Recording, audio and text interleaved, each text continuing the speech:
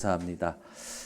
지금 이제 대한민국 많은 사람들이 원근 각처로 각 고향으로 또 흩어져 있죠. 가서 예배를 드리면 얼마나 좋겠습니까? 가장 많이 하는 게 뭐죠? 제사를 하죠. 고린도전서 10장 20절에 무릇 이방인이 제사하는 것은 귀신에게 하는 것이요 하나님께 대하여 하는 것이 아니니 나는 너희가 귀신과 교제하는 자 되기를 원하지 아니하노라. 제사는 취미로라도 하지 말아야 됩니다. 제사는 취미로라도 하지 말아야 돼요. 제사하는 건요, 하나님이 가장 싫어하는 거예요.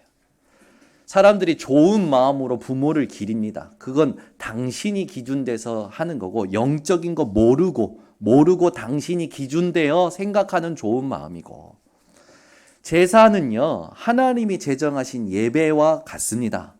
그래서 제사를 통해서 반드시 역사하는 존재가 뭡니까? 사단이요. 이 사단의 존재는 여러분 지금도 활동하고 있어요. 여러분 가문의 원인 모를 문제가 계속 옵니까? 반드시 우상 숭배하는 가문의 3, 4대가 씨가 마릅니다.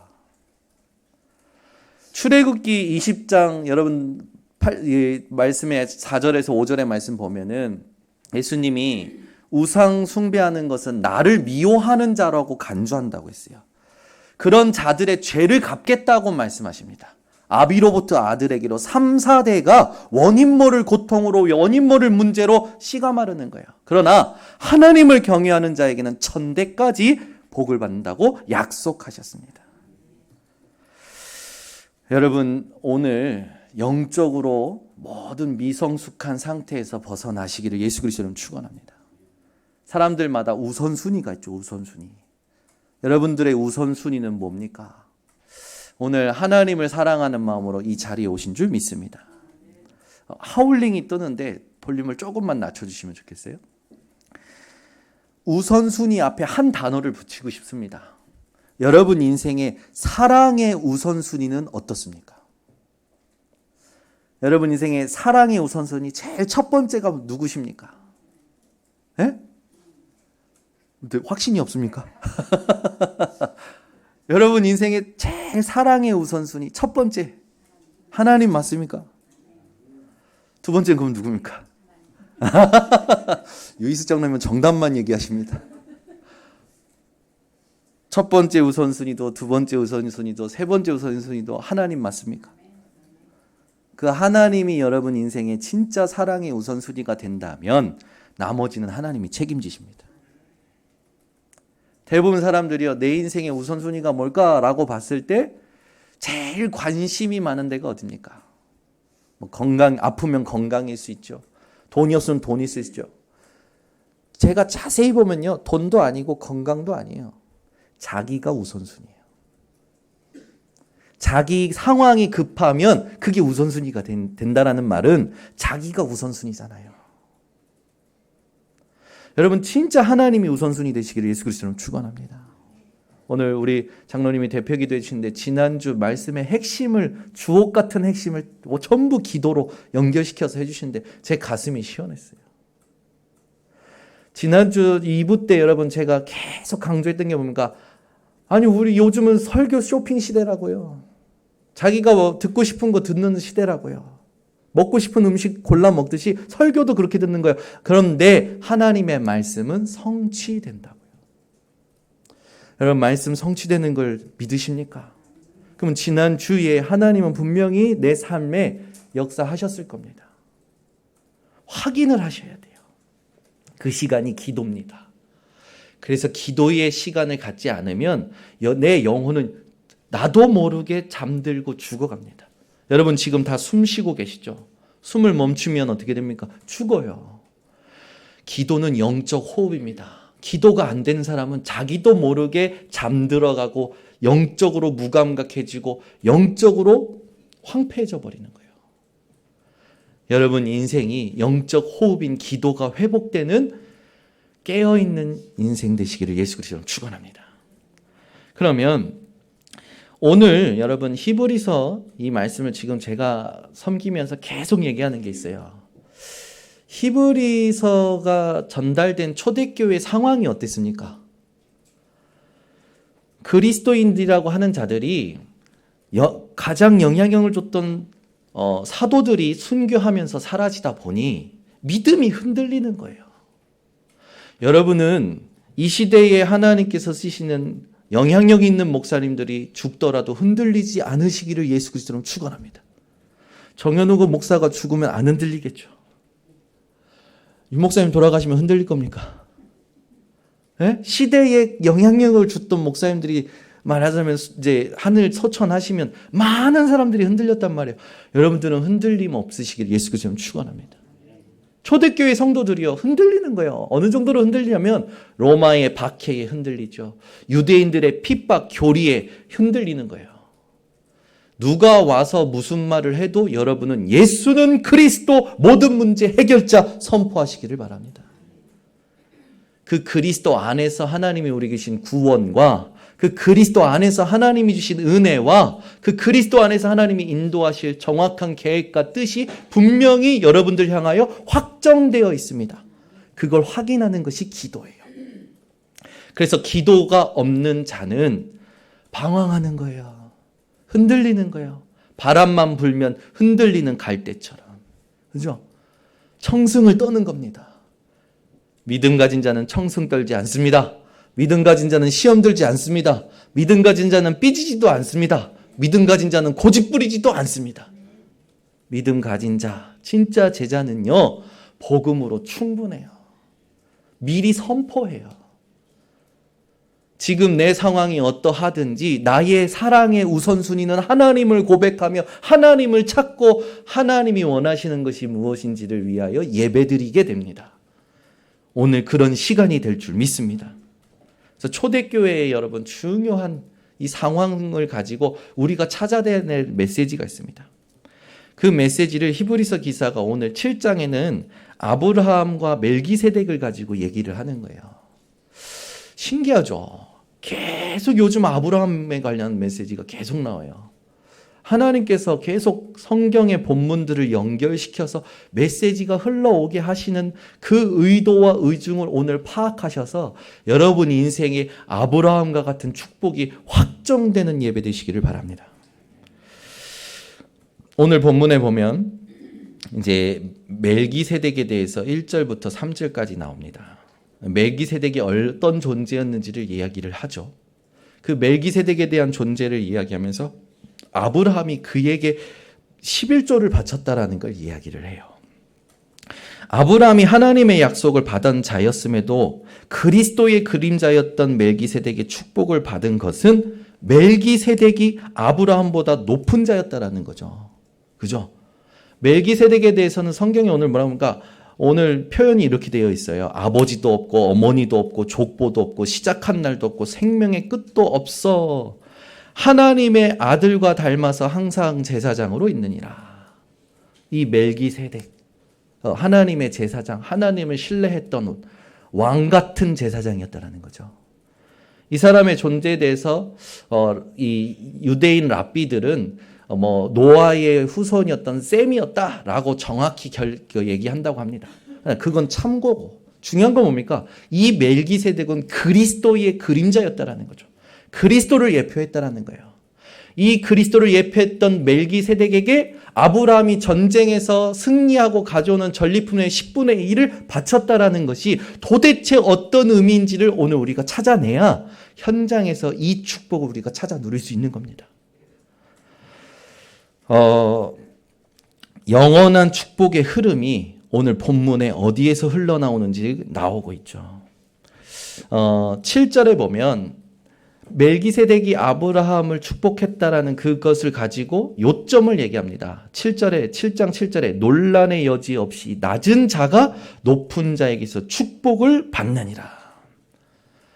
그래서 우리는 오늘부터 영원한 축복의 흐름이 위에서부터 흘러내려온다라는 것을 진짜 깨닫고 하나님께서 내게 위에서부터 주신 언약을 정리하고 기억하며 위에서 하나님이 세우신 질서, 관계를 지키고 위에서 하나님이 받으시는 11조를 회복해야 될 줄 믿습니다. 아멘. 여러분, 위에서 주시는 나의 언약 했을 때 5가지 이 시간표로 여러분들이 언약을 정리하셔야 됩니다. 하나님께서는 그리스도를 영세 전에 준비하셨어요. 우리 영혼 또한 창세 전에 구원하기로 작정하셨다고 에베소서 1장 3절에서 5절에 기록되어 있습니다.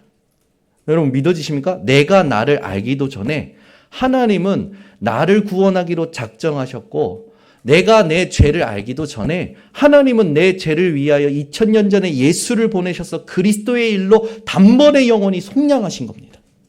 이게 하나님의 사랑이에요. 여러분 기억하세요. 아브라함은 갈대아 우르에서 우상 숭배하던 자였습니다. 그가 가지고 있던 각인 뿌린 체질은 우상 만들고 우상에게 기도하는 각인 뿌리 체질이었어요. 그런 아브라함에게 하나님의 은혜가 임해서 말씀이 임한 겁니다. 갈대아 우르를 떠나라. 그러면 아브라함이 하나님을 본 것도 아니고 하나님의 말씀만 가지고 있는데 아브라함이 하나님을 얼만큼 알까요? 잘 모르는 거겠죠. 그래서 아브라함의 신앙생활이 어떻습니까? 그 뒤에 보면 가나안 땅으로 가라고 해서 갑니다. 갈 때 롯을 데리고 갑니다. 가나안 땅에 기근이 오니까 애굽으로 가족들 데리고 내려갑니다. 애굽으로 내려갔는데 자기 와이프 사라가 너무 이쁘니까 이 애굽 사람들에게 뺏기고 자기가 죽임을 당할까 봐 인본주의 써서 누이라고 속입니다. 하는 생각들이 전부 인본주의잖아요. 그런데 하나님은요, 그런 아브라함에게 하나님을 알리시고자 아브라함을 이끄셔요. 애굽 왕에게 나타나셔서 그 사라가 아브라함의 아내인 걸 알리시고 그 사라를 다시 회복시키셔서 애굽 왕의 보화를 가지고 다시 가나안으로 오게 만드십니다. 이게 하나님께서 하나님의 언약을 이루어 가시고 하나님이 선택한 자에게 하나님을 나타내시는 하나님의 방법이에요. 사람들은 전부 인간적인 방법을 생각합니다. 알아야 된다고 얘기해요. 알아야겠죠. 그러나 여러분, 하나님을 정확히 알면 세상 건 몰라도 됩니다. 요셉에게 하나님이 언약을 이루시는 방법이 요셉과 세상 사람들이 생각하는 방법이었습니까? 아니었잖아요. 요셉이 총리로 가는데 하나님의 언약을 이루는데 노예로 갔어요. 누명 썼어요. 감옥으로 갔어요. 그리고 총리가 됐어요. 세상 사람들이 생각할 수 없는 방법이에요. 일반적으로 사람이 생각할 수 없는 방법으로 하나님은 요셉을 하나님의 사람으로 하나님의 증인으로 세우셨습니다. 여러분, 하나님만 알아도 돼요. 더 정확히 말하면 하나님만 알면 돼요. 그 정도 믿음의 고백이 회복되시기를 바랍니다. 하나님, 나는 다른 거 몰라요. 다른 거 알 필요도 없어요. 나는 하나님만 알기를 원합니다. 제일 좋은 기도. 문제 앞에서 하나님, 이 문제를 어떻게 해결할까요가 아니에요. 이 시험을 어떻게 해결할까요가 아니에요. 시험은 해결하는 게 아니고 통과하는 겁니다. 우리 믿음의 사람들에게는 해결할 일이 없어요. 왜? 그리스도께서 십자가에서 다 해결하셨기 때문에. 우리 그리스도 붙잡고 통과하면 되는 거죠. 그럼 이제 어떻게 신앙생활하면 됩니까? 모든 문제 시험 앞에 이렇게 기도하세요. 하나님, 이 문제 앞에 하나님 알기를 원합니다. 이 시험 앞에 하나님 알기를 원합니다. 남편이 문제됩니까? 하나님, 이 남편을 통하여 하나님 알기를 원합니다. 아멘이 크게 나오셔야 바뀔 줄 믿습니다. 이 아내를 통해서 하나님 알기를 원합니다. 지긋지긋한 이 회사 상사를 통해서 하나님 알기를 원합니다. 제일 좋은 기도예요. 제일 좋은 기도. 우리는 하나님 알기를 원합니다. 고백 안 한다니까요. 모든 게 하나님 손에 있잖아요. 하나님 것이잖아요. 하나님이 허락하신 거잖아요.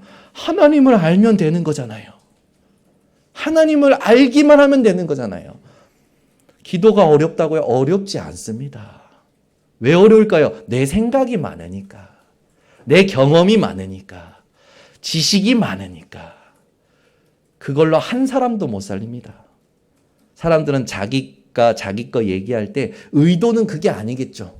그런데 은연중에 자기가 맞다라는 걸 깔아놓고 말해요. 그래 끌려가주시면 안 됩니다. 여러분들은 이 사람 말을 존중할 줄 알지만 참고하고 하나님의 말씀을 기억할 줄 아는 영적으로 깨어있는 서밋들이 돼야 돼요. 그게 왕 같은 제사장입니다. 우리 번성교회 성도님들, 영세전에 그리스도께서 나를 위하여 준비됐다는 걸 믿으십니까? 그러면 우리 인생의 과거의 문제는 끝난 겁니다. 더 이상 과거에 잡혀서 행동하지 마세요. 아브라함과 같이 말씀에 의하여 행동하는 자 되시기를 바랍니다. 여러분, 아브라함이 이삭을 바칠 때 하나님, 히브리서에 보니까 하나님께서 이 이삭을 살리실 것을 믿었다고 했어요. 그럼 무엇을 근거로 아브라함이 내가 내 아들 이삭을 죽여도 하나님이 살리실 것이다라는 걸 믿었을까요? 하나님은 분명히 아브라함에게 이렇게 말씀하셨습니다. 내 씨로 말미암아. 아브라함은 그걸 붙잡고 이삭을 바치기까지 한 번도 흔들리지 않은 겁니다. 증거가 뭡니까? 이삭을 데려가면서 이삭이 질문해요. 아버지, 불과 나무는 준비가 됐는데 번제할 어린 양은 어디 있나이까? 그때 아브라함이 흔들리지 않습니다. 번제할 어린 양은 하나님이 자기를 위하여 친히 준비하시리라. 우리의 구원은 하나님을 위한 겁니다. 우리는 나를 위한 거일 수 있죠. 하나님 편에서 보자고요. 하나님의 언약을 이루게 하나님은 우리를 구원하셔야만 됩니다. 그게 하나님이셔요. 여러분의 구원 자체가, 그래서 여러분의 존재 자체가 하나님에게는 의미 있는 것이고 하나님께는 다 괜찮은 거예요. 믿으십니까? 아브라함이 언약을 받고 계속 실수했다니까요. 하는 짓마다 실수했어요. 사라의 그 몸종인 하가를 취해서 이스마엘 낳았잖아요. 근데 하나님은요, 이스마엘 축복하셔요. 표를 주셔요. 네가 이방 광야에서 돌아다닐 때 죽지 않을 거다. 하나님께서 이 아브라함이 실수할 때마다 기다리십니다. 하나님은요, 다 준비해 놓으시고 다 이루어 놓으시고 다 괜찮다 하십니다. 다 좋다고 하십니다. 그게 왜 그렇습니까? 그게 하나님의 사랑이에요. 그럼 오늘부터 막 살아도 됩니까? 막 살아보세요. 하나님이 하나님을 알게 하실 겁니다. 그러니까 복음 모르면 이해가 안 되는 거라, 말씀이. 하나님을 압니까? 여러분, 하나님을 얼마만큼 아십니까? 내가 체험한 것밖에 몰라요. 어디서 주워 들은 것밖에 몰라요. 하나님은 지금도 성령으로 우리와 함께하고 계십니다.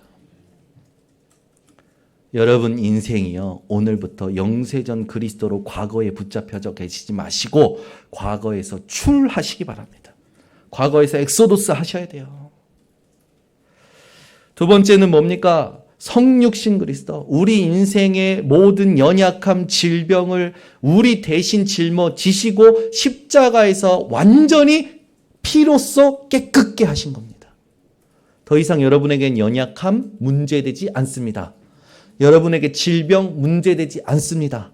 바울에게도 뭐라고 표현합니까? 내게 육체의 사탄의 가시를 위해서 내가 하나님께 3번이나 기도했다. 뭐 해달라고? 치료해달라고. 그런데 치료되지 않았어요. 그런데 말씀이 임했어요. 내 은혜가 내게 족하도다. 바울이 어떻게 바뀝니까? 말씀이 임하자마자 도리어 크게 기뻐함으로 자기의 연약한 공고한 모든 것을 자랑해요. 왜? 내가 그 연약한 것을 자랑할 때 강하여지는 그리스도의 말씀이 확인되니까.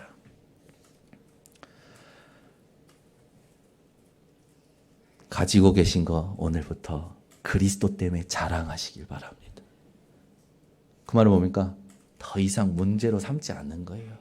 왜 이렇게 아프지? 왜 이렇게 해결이 안 되지? 이제 상관없습니다. 그냥 그리스도, 전도, 기도. 아직도 안 되죠. 그 과정을 하나님이 지금 이끌어 가셔요. 그래서 언제까지? 여러분이 언약으로 확정될 때까지. 창세기 22장에 하나님께서 아브라함을 시험하시고, 아브라함 시험하실 때 어떻게 시험하냐? 이삭 줘놓고 시험하신다니까요. 응답 이후에 시험하신다니까요. 보세요. 응답을 줘놓고 시험을 하셔요. 그 응답 이후가 중요한 겁니다.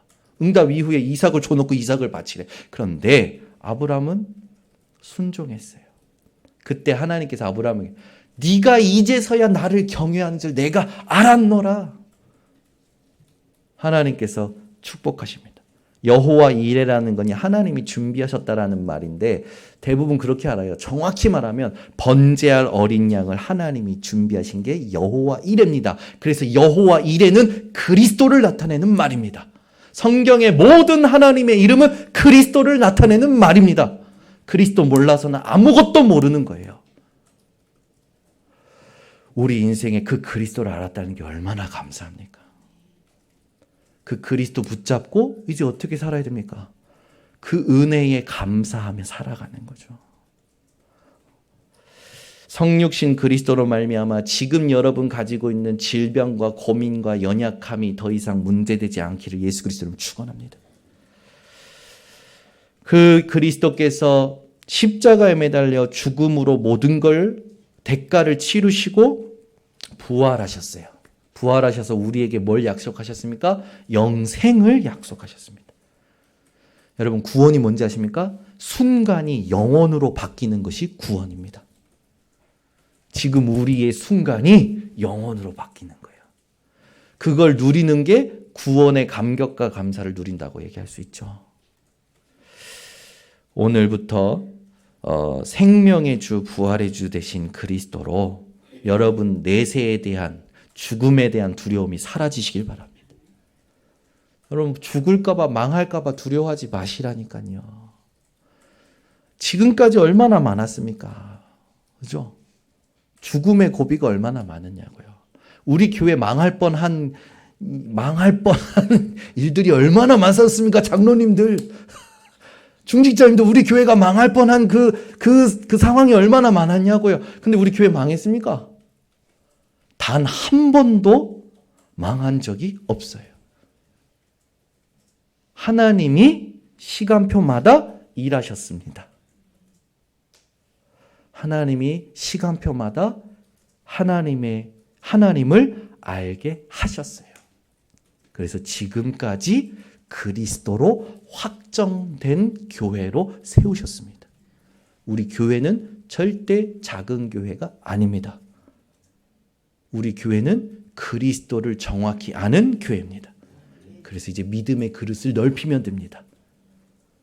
구멍가게 수준을 대형마트로 넓힙시다. 여러분 슈퍼 갈 때 여러분 복장, 롯데마트 갈 때 여러분 옷의 복장, 백화점 갈 때 옷의 복장 어떠십니까? 저는 우리 청년들이 결혼식장 갈 때 복장이 제일 아름답더라고. 근데 교회 올 때는 아침에 준비를 하네. 무속인은요 여러분 목욕제게 합니다. 그죠? 여러분 제가요 지난번에도 얘기했지만 오늘도 구역공과 때 얘기했지만 무속인한테 가가지고 기도에 대한 부분이 나올 때 제가 무속인한테 질문했어요. 당신은 기도를 어떻게 하십니까? 기도하고 나면 당신은 어떻습니까? 이분이요 그 기도하는 단어에 얼굴 근육과 눈이 풀어져요. 뭔가 득도한 사람의 눈빛과 얼굴 표정으로 기도하면 행복합니다. 여러분의 기도 묻겠습니다. 여러분 기도는 어떻게 하고 계십니까? 기도하면 어떻습니까? 봐요 벌써 눈 피하잖아요. 기도가 안 되고 있잖아요. 무속인이 그래서 제가 물어봤어요. 어떻게 기도합니까? 저녁 먹고 8시에 보따리 싸서 한 1000m 되는 산 자기가 미리 받았던 거기에 다 올라간대요. 그러면 도착하면 10시에서 11시 된대요. 네. 대단하죠. 무속인 젊은 여자들이 1000m 되는 산을요 쉽게 등정하는 거예요. 그러고 나서 자기 나름대로 집중의 방법이 있는 거예요. 징을 치거나 꽹과를 치거나 그러다가 접신이 되는 거죠. 그러면 잡히면 그때부터 뛴대요.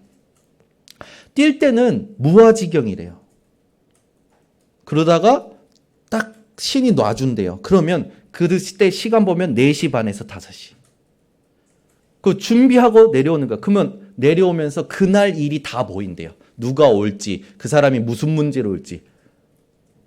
그러니 돈 쓸어 모으는 거지. 부르는 게 값이 되니까. 정치인들, 경제인들 안 붙겠습니까? 그런데요, 매일 밤 그렇게 해야 돼요. 그것도 고뇌라. 그분이 기도에 대해서 얘기할 때 저한테 얘기했던 그 표정과 그 단어는 제가 잊을 수가 없어요. 무아지경. 행복하대요. 여러분, 오늘 예배 가운데 행복하십니까? 무속인보다 나은 분들이 되셔야 됩니다. 무속인의 기도보다 나아야죠. 여러분에게는 창조주의 빛이 있잖아요. 우리는 무속인한테도 지고 있다니까. 3단체에 지고 있다니까. 아니, 여러분, 솔직히 말해서 명상의 대가가 와서 오늘 김용태 선생님께 나랑 누가 더 행복한 기도를 하는지 겨뤄봅시다. 우리 김용태 선생님 어떻게 하실까요? 가히 기대가 됩니다. 명상의 대가가 와서 여러분들에게 기도 싸움을 요청한다면 여러분 응하실 겁니까? 누가 더 행복한지 2시간 후에 우리 한번 만나봅시다. 그런다면 같은 자리에서 기도를 이호카 장로님 우리 기도 국장 되시는 와가지고 기도 싸움을 건단 말이에요. 여러분 이길 자신 있습니까? 솔직히 나는 무속인보다 3단체보다 명상의 대가보다 행복한 기도가 뭔지 보여줄 수 있다. 오, 저 뒤에 호주에서 오신 분이 손을 들었습니다. 사이비처럼 손 드셨습니다. 근데 있을 거예요. 여러분도 있을 거예요. 그걸 찾아내셔야 돼요. 진짜예요, 여러분. 그 비밀이 있어야 돼요. 근데 지금 여러분 명상을 진짜 한 사람 만나보셨습니까? 저 만나봤는데요. 되게 여유 있어요. 말 톤도 달라요. 눈빛도 다르고 호흡도 다르고요. 텐션 자체가 달라요. 기도 안 된 사람 일단 만나면 그 사람 매력에 빠져버립니다. 그게 영적 매력이거든요. 그런데 그게 광명의 천사라고요. 겉은 화려한데 속은 아무것도 없는 흑암이라고요. 여러분 오늘부터 하나님 앞에서 행복한 기도가 회복되셔야 됩니다. 기도의 행복을 누릴 줄 알아야 돼요. 그래서 우리 후대들에게 가르쳐야 된단 말이에요. 그래서 금토일 시대를 열자라는 겁니다. 금토일 열어서 다른 거 하지 말고 우리 아이들에게 기도가 되도록 가르치자라는 거예요. 왜? 현장 기도 없이 나가면 어떻게 됩니까? 노예 포로 속국되거든. 당장 얼마나 바쁠 사는지 압니까? 청년들이. 이번에 청년 새내기 수련회 갔는데 우리 청년들이 한 14명이 같이 갔거든요. 얼마나 감사한지 가는데요. 제가 너무 감사해서 하나님 기도가 되더라고요. 하나님 이 청년들이 정말로 기도를 알고 현장에 절대 망대로 세워지게 해달라고. 갔는데 너무 방대한 메시지 속에서 중요한 언역들을 나름대로 붙잡았어요. 중요한 건 뭐냐? 우리 교회가 렘넌트가 일어나고 있다라는 겁니다. 기도를 하는 렘넌트가 일어나고 있다라는 거예요. 그럼 이제는 어떻게 하면 됩니까? 본격적으로 금토일 시대를 열어서 현장화시켜야 되는 거죠. 예수님은 다시 오셔서 심판하십니다. 반드시 심판하십니다. 심판주 그리스도를 여러분 기억하시기 바랍니다. 내 과거, 현재, 미래를 아시는 그리스도. 그 그리스도께서 요한복음 5장 24절에 분명히 말했죠. 내 말이 너희 안에 있고 너희가 내 안에 있으면 이미 어떻다고요? 사망에서 생명으로 옮겼다. 그리스도를 믿는 순간 사망에서 생명으로 옮겼고 심판에 이르지 아니하나니. 심판주 그리스도가 여러분 인생의 주인 되어 계신다면 자책할 일이 없는 겁니다. 죄책감에 빠지고 죄의식에 빠질 게 없는 거예요. 중요한 건 뭡니까? 그리스도 복음에 유익한지 아닌지를 깨달아야죠. 내가 하는 행동이 복음에 유익한지 아닌지, 믿음에 유익한지 아닌지, 하나님의 영광에 이른 영광이 되는 건지 아닌지 그걸 알고 기준으로 삼고 행동해야 될 거 아닙니까? 고린도전서 8장 13절 여러분 보시라니까요. 바울은 모든 음식을 먹을 수 있다고 했지만 믿음이 실족할 사람이 있다면 나는 먹지 않는다라고 했어요. 고린도전서 9장 14절에는요. 이것이 복음을 전하는 일에 장애가 된다면 나는 하지 않겠다라고 얘기합니다. 바울의 모든 행동 기준은 복음과 기도와 전도예요. 고린도전서 10장 31절에는 무엇을 먹든지 마시든지 하나님의 영광을 위하여 하겠다. 이방인들과 같이 되는 것도, 범죄자와 같이 되는 것도 바울은요, 모든 것이 가나 모든 것이 유익한 것은 아니다. 그러나 내가 헬라인처럼 이방인처럼 되는 이유는 뭐냐? 그 생명을 얻기 위해서, 하나님의 영광을 위해서. 우리의 행동의 기준이 뭐가 돼야 됩니까? 잘잘못 율법 상식입니까? 아니에요. 복음과 전도, 선교를 두고 하나님의 영광을 두고 우리의 행동이 인도를 받아야 되는 겁니다.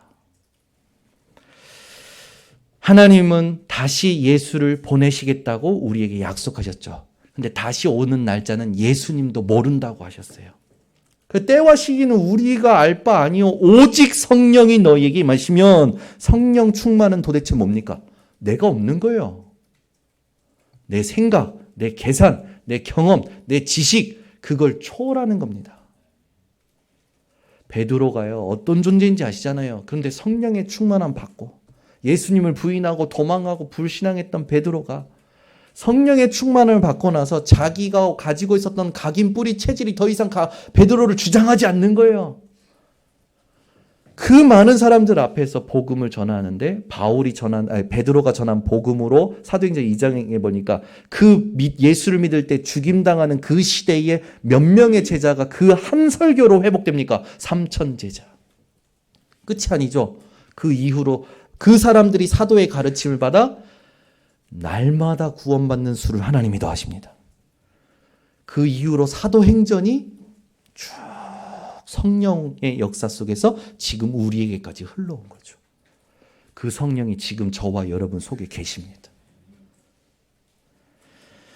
위에서 주신 나의 언약을 5가지 시간표 대신 그리스도를 가지고 여러분들이 정리가 되셔야 돼요.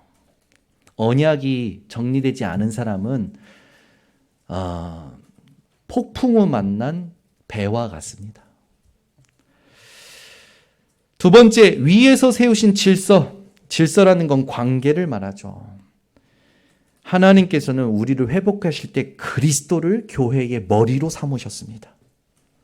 그 그리스도의 몸을 이룰 우리를 직분을 주셔서 역할을 감당하도록 하셨죠. 그 교회의 직분에는요, 크게 사도와 중직자와 재직이 있습니다. 사도는 지금 말하면 주의 말씀과 기도와 전도를 섬기는 목회자들을 말해요. 목회자들의 역할과 중직자의 역할과 재직들의 역할이 있어요. 재직에는 교사도 있고요. 많은 봉사하고 헌신하는 자리들이 있습니다. 여러분, 이 교회의 직분을 여러분 소중히 생각하시기를 바랍니다. 왜? 하나님이 시간표에 맞게 주신 겁니다. 그 직분을 소중히 여기지 않는다라는 건 하나님이 주신 선물을 소중히 여기지 않는다라는 거예요. 그래서 여러분, 내가 아무리 모자라도 하나님이 기름 부어 세우신 종이라면 우리의 겸손은 그리스도가 나타나는 것이지 나를 나타내는 게 아닙니다. 근데 우리는 대부분 어떻게 합니까? 나는 모자라서, 나는 못해서, 이번에 나는 빠질게요. 이번에 나는 못하고요. 그게 아니죠. 그리스도가 나타나는 직분이 되어야 되는 겁니다. 그게 하나님을 사랑하는 자요, 하나님이 원하시는 자예요. 여러분, 하나님이 지금 여러분에게 주신 직분을 사랑하십니까? 그 직분 안에 하나님의 영원한 축복이 들어있습니다. 하나님은 절대 실수하는 하나님이 아니시고 거짓말하시는 하나님이 아니십니다. 하나님의 절대 불가능한 하나 있죠. 여러분 잘 아시지만 하나님은 거짓말을 못하십니다. 그 말은 여러분들을 직분을 주시면서 주셨던 언약을 이루신다라는 거죠. 중직자들에게 하나님이 중직으로 기름 부으실 때, 현장에 목회자로 전도자로 세우실 때 하나님이 주셨던 언약을 기억하시는 분 계십니까? 그때 하나님 앞에서 선서했던 그 선서 기억하시는 분 계십니까? 그거 하나님 앞에서 하나님 앞에서 우리가 맹세한 거잖아요. 여러분, 저는 한 가지 기억합니다. 목사는 하나님께 목이 잡힌 자다. 목사 안수 받을 때 주셨던 메시지 중에 가장 기억나는 거. 그래서 목사는 하나님께 목이 잡혔기 때문에 잘못하면 죽는다. 저기 이거 아직도 기억이 나요. 그래, 나는 하나님께 잡혔어. 나는 없어. 다 다 당신이 맞아요. 근데 더 정확히 말하면 당신에게 하실 하나님의 일이 맞아요. 우리 인생이요, 하나님의 일을 볼 수 있는 인생이 되어야 됩니다. 그게 직분자가 해야 될 최고의 집중이에요. 사람들은요, 자꾸만 이 맹인된 자에게 누가 죄를 지어? 누구 죄입니까? 이유를 따지기 물어요. 우리에겐 이유 없습니다. 초대교회 성도들에겐 이유가 없었어요.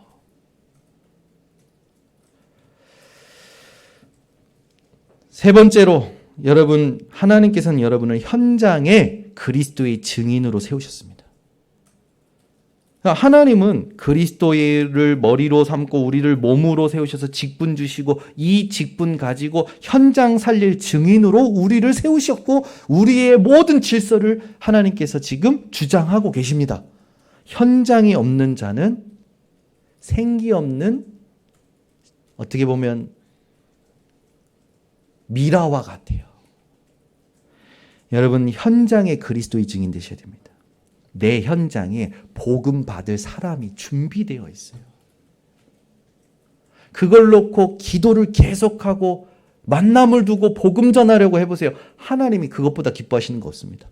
자꾸 다른 말 하지 말고 쓸데없는 말 하지 말고 현장에서 사람 만나면 복음 전할 계획을 세우세요. 그게 하나님 가장 기뻐하는 겁니다.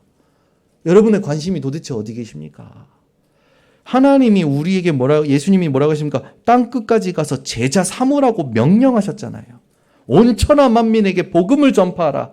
믿는 자들에게는 이런 표적이 따르게 하도록 내가 보좌에서 역사하겠다. 마가복음 16장에 나오지 않습니까?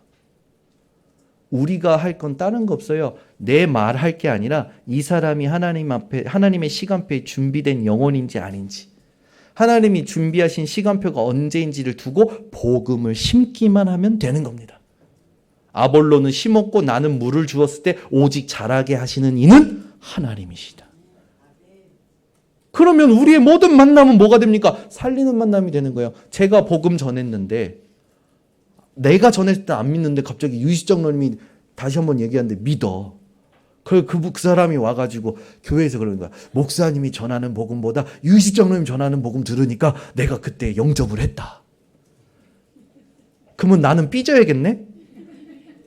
우린 그런 식으로 신앙생활해요. 하나님의 시간표가 내가 아니라 유이슬 장로님 만나는 시간표였던 거지. 거기에는 시기할 것도 없고 질투할 것도 없어요. 맞죠? 여러분이 복음 전했을 때 받는 사람이 있어요. 감사하면 되는 거고. 안 받는데 다른 사람이 복음 전했을 때 받는 사람이 있어요. 그것도 감사하면 되는 거고. 근데 그 사람이 어린아이 수준에서 그렇게 얘기할 때 있잖아요. 정현훈 목사님 메시지 들을 때는 은혜가 안 됐는데 옆에 교회에 있는 목사님 메시지 들으니까 은혜가 됐더라. 이런 걸 중직자들이 막 한다. 이육화 장로님이 정현훈 목사님 메시지는 은혜가 안 되는데 저 기도원에 가서 목사님 메시지 듣는데 막 눈물이 펄펄 나고 은혜가 되고 소름이 끼치고 내가 막 정신이 회복되고 막 이런 식으로. 그러면 저는 삐져야겠네. 그 여러분들 또 이육화장 따라서 기도동 할 거니까 선동하는 사람들은 그렇게 선동하거든요. 자기가 경험한 것 막 주장하면서 그게 기도원이 맞다라는 거라. 그 미친 거지 그게. 하나님을 모르는 거고. 하나님의 시간표. 아멘. 하나님은 나를 사랑하십니다. 하나님은 나를 인도하십니다. 하나님은 나를 어떻게든 하나님을 알아가도록 만드십니다. 그게 믿음이어야 돼요. 우리 교회 강단에 누가 와서 어떤 메시지 하든지 은혜가 될 수도 있고 안 될 수도 있죠. 하나님의 시간표가 기준입니다. 아멘. 그게 성숙한 믿음이에요. 그런데 초대교회 성도들이 그게 안 되는 거라. 나는 아볼로파다, 바울파다 이러질 않나.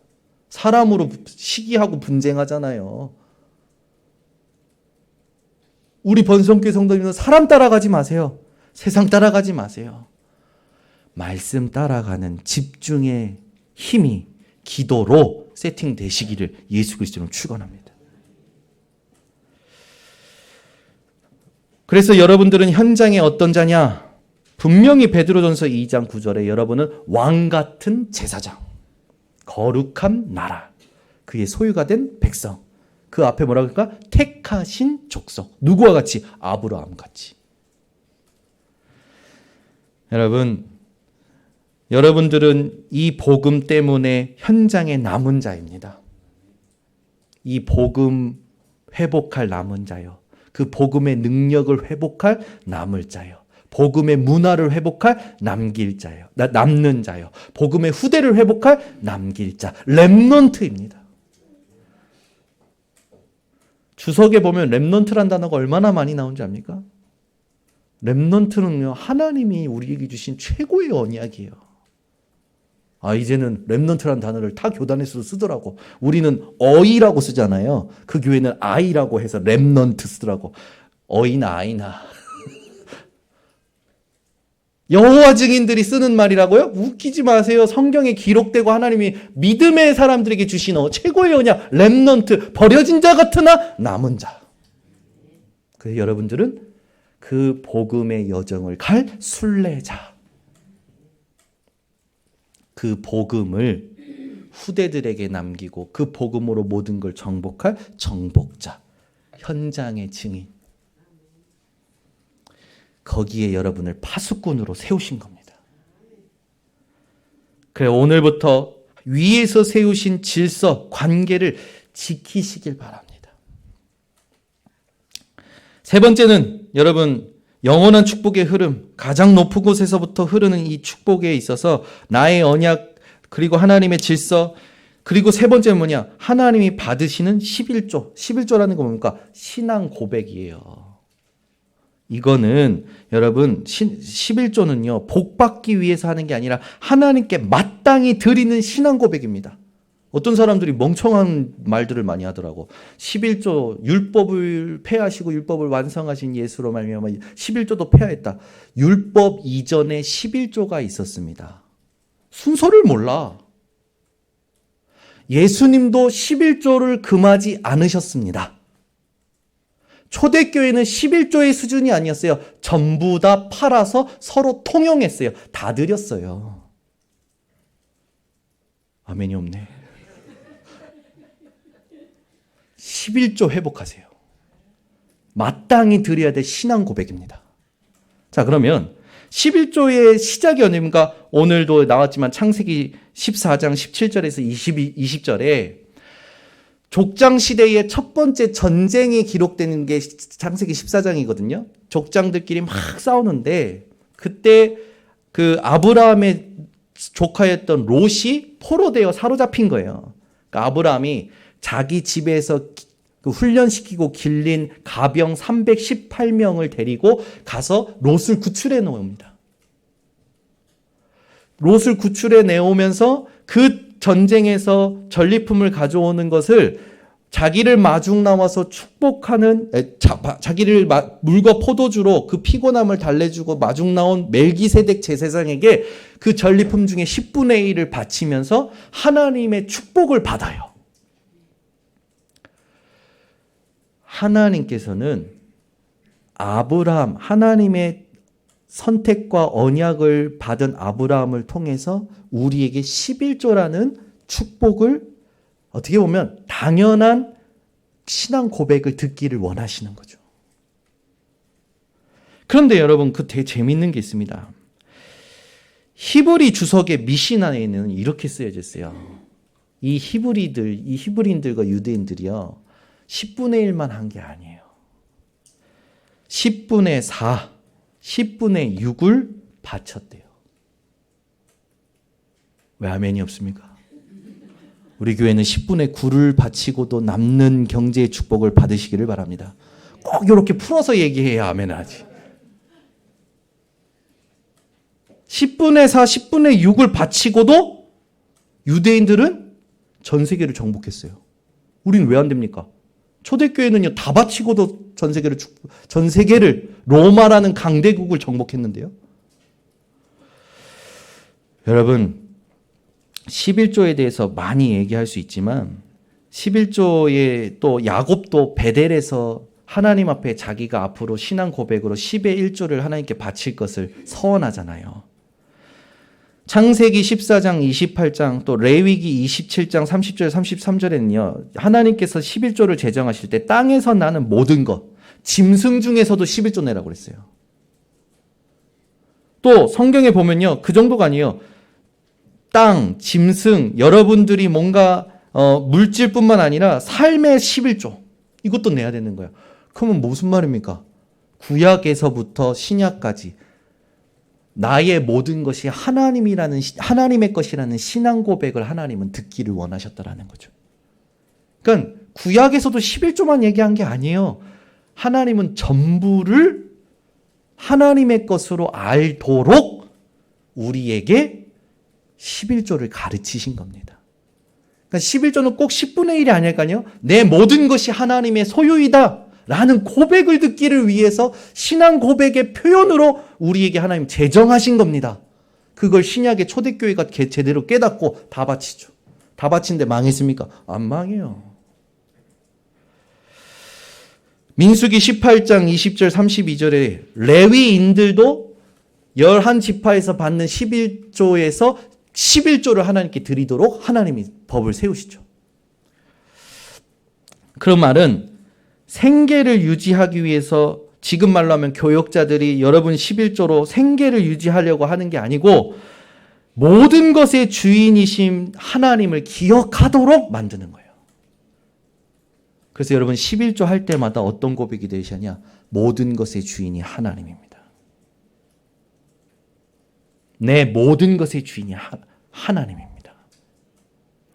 그래서 여러분 잘 알지만 이거는 협박하려고 하는 말이 아니에요. 말라기서 3장 7절에서 12절을 한번 찾아보세요. 말라기서 3장 7절에서 12절입니다. 절대 이건 협박이 아닙니다. 어떤 사람들은 이 말씀 가지고 목사님이 헌금 안 한다고 협박한다 그러는데 절대 협박이 아니에요. 7절에서 12절을 보세요. 말라기서 3장 7절에서 12절 읽으면서 여러분들이 오늘 물질에 대하여 헌금에 대하여 여러분 인생 소유에 대하여 치유받으시는 성경 구절이 되시기를 바랍니다.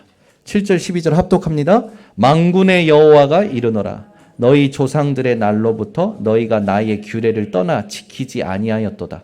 그런즉 내게로 돌아오라. 그리하면 나도 너희에게로 돌아가리라 하였더니 너희가 이르기를 우리가 어떻게 하여야 돌아가리까 하는도다. 사람이 어찌 하나님의 것을 도둑질하겠느냐. 그러나 너희는 나의 것을 도둑질하고도 말하기를 우리가 어떻게 주의 것을 도둑질하였나이까 하는도다. 이는 곧 11조와 봉헌물이라. 너희 곧 온 나라가 나의 것을 도둑질하였으므로 너희가 저주를 받았느니라. 만군의 여호와가 이르노라 너희의 온전한 11조를 창고에 들여 나의 집에 양식이 있게 하고 그것으로 나를 시험하여 내가 하늘 문을 열고 너희에게 복을 쌓을 것이 없도록 붙지 아니하나 보라 만군의 여호와가 이르노라 내가 너희를 위하여 메뚜기를 금하여 너희 토지 소산을 먹어 없애지 못하게 하며 너희 밭에 포도나무 열매가 기한전에 떨어지지 않게 하리니 너희 땅이 아름다워짐으로 모든 이방인들이 너희를 복되다 하리라 만군의 여호와의 말이노라. 아멘. 11조는 신앙 고백이요. 11조는 여러분 전도와 선교의 중요한 증거가 됩니다. 오늘 뭐랍니까? 여러분들이 11조 하는 것으로 여러분들이 아름다워진대요. 여러분 땅, 여러분 모든 관계된 게 아름다워져서 이방인들이 아는 거예요. 너희를 복되다. 11조가 전도 선교의 우선순위입니다. 여러분 인생에 11조 회복하시기 바랍니다. 신앙 고백 회복하시기 바랍니다. 아멘. 그래서 여러분 절대 11조 이게 안 되면 신앙 고백 안 되는 거예요. 여러분 11조 안 되면 신앙 고백 안 되는 겁니다. 내가 어마어마한 무슨 말로 해도 신앙 고백 안 되는 거예요. 여러분 성경에 뭐라고 그러니까 물질이 있는 곳에 내 마음이 있다. 두 가지를 겸하여 나를 섬기지 못한다. 뭡니까? 물질과 하나님. 여러분 사랑의 우선순위가 뭡니까? 돈이죠. 찔려서 말 안 하시네. 하나님 맞습니까? 그 돈 없으면 죽을 것 같아서 안 드리는 겁니까? 아니에요. 여러분 신앙 고백이에요. 오늘 이후로 11조가 회복되시기를 예수 그리스도로 축원합니다. 신앙생활은 정확하게 해야 돼요. 받아서 하나님께 드린다고요? 하나님 알기를 예수 그리스도로 축원합니다. 저는 제가 11조 하는 거 계속 많이 하잖아요. 제가 무슨 돈이 있습니까? 저는요, 하나님께 매년 헌금을 올려요. 돈이 있어서 올리는 게 아니에요. 믿음으로 올려요. 작년에도 계산해 보니까 엄청나요. 아니, 근데 하나님이 우리 가정을요, 먹여 살리셔요. 저희의 인생은 하나님께서 책임지신다는 걸 저는 확신합니다. 여러분 인생 무엇에 맡기시겠습니까? 신앙 고백하며 살아가시기를 예수 그리스도로 축원합니다. 우리가 하나님이 위에서 받으시는 신앙 고백을 회복할 때 세 가지 회복해야 됩니다. 첫 번째, 11조라 하는 것은 하나님의 주권을 인정하는 거예요. 두 번째, 하나님의 질서를 인정하는 겁니다. 세 번째, 감사의 고백을 실천하는 거예요. 이 세 가지의 의미를 가지고 여러분 신앙 고백을 회복하셔야 됩니다. 자, 그렇다면 레위 자손도 아브라함의 후손이잖아요. 아브라함의 후손 중에 12지파가 나왔고 그 12지파 중에 하나님께서 레위 지파를 세우셔서 다른 지파들이 헌금하는 것으로 또 살게 하셨단 말이에요. 그런데 왜 멜기세덱이 아브라함보다 위입니까? 그 여러분 잘 생각하셔야 돼요. 그리고 왜 하나님께서는 논란의 여지가 없이 축복은 위에서부터 오는 거라고 하셨을까요? 당연한 질문 같은데 우리는 순서가 많이 바뀌어 있어요. 멜기세덱에게 하나님이 주신 제사장의 직분을 아브라함은 인정한 겁니다. 여러분 눈에 목사 같지 않은 목사가 있겠죠. 다윗은 하나님이 세우신 사울 왕에 대하여 폄훼하지 않았어요. 목사 어떻게 되었든 여러분들은 하나님의 주권을 인정하시기를 바랍니다. 요즘은 목사 속성이 있더라고. 4주 만에 목사 안수 받고 와서 명함 내미는 사람들이 있대요. 근데 더 심각한 거, 아프리카 갔잖아요, 제가. 신학을 제대로 하진 않았는데 목사래. 그런 사람들이 너무 많아요. 여러분, 목사라는 기준이 뭡니까? 그건 하나님이 기준입니다. 하나님이 세우셔야 돼요. 그래서 아무리 모자라고 아무리 못나고 이상해도 하나님이 세우신 주권에 도전하지 말고 다윗과 같이 하나님을 향하여 기도의 망대를 세우시기를 바랍니다. 하나님이 정리하십니다. 우리는 하나님의 일을 다 아는 것처럼 말하면 안 돼요. 그거 굉장한 교만입니다. 우리 인생에 하나님의 절대 주권을 인정하며 회복되어져야 돼요.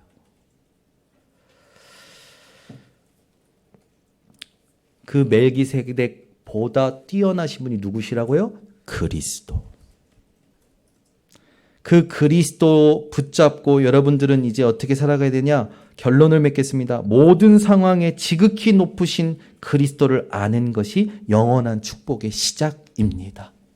그래서 오늘부터 기도를 바꾸시기 바랍니다. 하나님 왜 이래요? 이런 기도하지 말고 이 문제, 이 시험, 이 모든 것에 하나님 알기를 원합니다. 그게 최고의 기도입니다. 기도하겠습니다. 하나님 감사합니다. 오늘 주일 명절임에도 불구하고 우리 성도들이 하나님을 사랑하는 우선순위 가지고 예배에 모이게 하심을 감사를 드립니다. 우리 인생의 첫 번째도 두 번째도 세 번째도 하나님 되기를 원합니다. 나머지는 하나님이 책임지시는 것을 확인하게 하옵소서. 예수 그리스도의 이름으로 축복하고 기도드리옵나이다. 아멘.